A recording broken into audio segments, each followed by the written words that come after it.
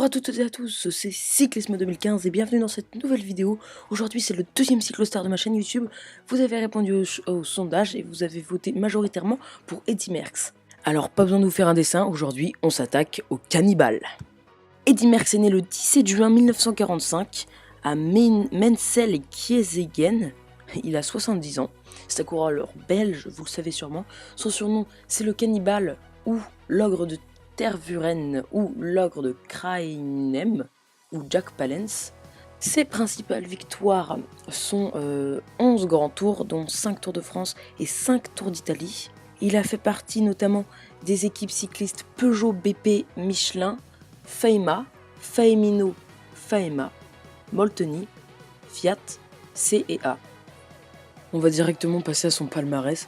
Alors si je faisais tout le palmarès en détail les gars, on en aurait pour 20 ans, je sais pas.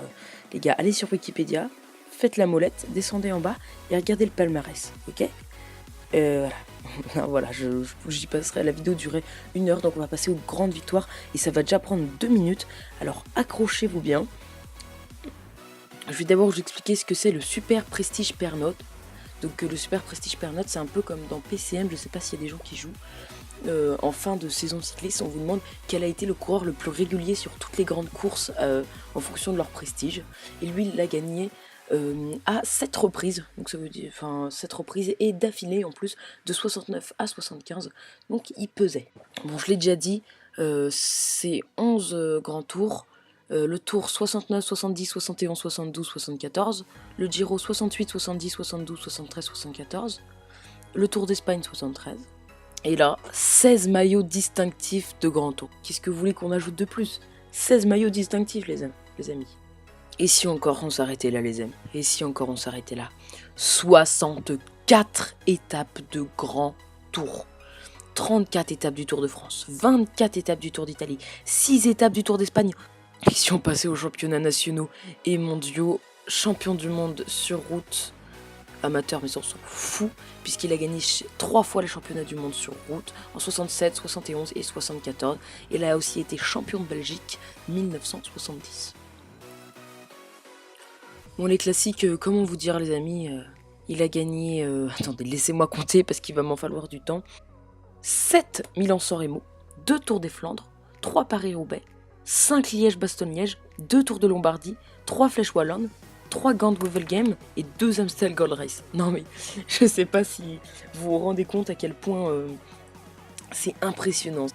Bon, ensuite on va parler aux grands coureurs de son époque pour vous situer un petit peu. C'était la fin de carrière de Poulidor, enfin un peu le renouveau de Raymond Poulidor qui avait fait que des deuxièmes places durant les années 60 à 70. Et qui a continué après, en 70 à 77, je crois que c'est la fin de sa carrière. Il avait eu un renouveau, c'était le seul vrai leader qui arrivait à combattre Eddy Merckx. Il y avait aussi Dave Laimick, Bernard Thévenet, Moser ou Springel, les plus grands qu'on peut citer par exemple. Alors pour vous dire, on va situer un petit peu. Donc de 65 à 68, Eddy Merckx il commence vraiment sa carrière. Et il monte en 68, fin 68, voilà, c'est les 3 premières saisons s'achèvent. Et en 69, c'est le début de l'ère Merckx. Alors ça doit être un petit peu compliqué à suivre pour vous, mais de 69 à 75, il y a ce qu'on appelle une période dans le cyclisme qui s'appelle l'ère Merckx. Mais toutes les bonnes choses ont une fin, et la période de 76 à 78, c'est le déclin du cannibale. Mais alors parlons-en de l'ère Merckx, cette ère où il a gagné 5 Tours de France, 5 Tours d'Italie, 1 Tour d'Espagne, 64 étapes de Grand Tour, 3 championnats du monde, 7 Milan-San Remo, 5 Liège-Bastogne-Liège. Parlons-en, c'était tout simplement le plus grand coureur du monde, il était invincible. Il y avait des énormes coureurs, Joop Zoetemelk, Bernard Thévenet, enfin c'était vraiment une grosse période. Gimondi, qui était son vieux rival et qui a fini par le battre en 1976, je pourrais, comme pour Bernard Hinault, mais encore plus, je pourrais en parler pendant 2 heures ou 3 heures de Eddy Merckx, tout simplement pour vous dire que ça a été le plus grand coureur du monde avec Bernard Hinault.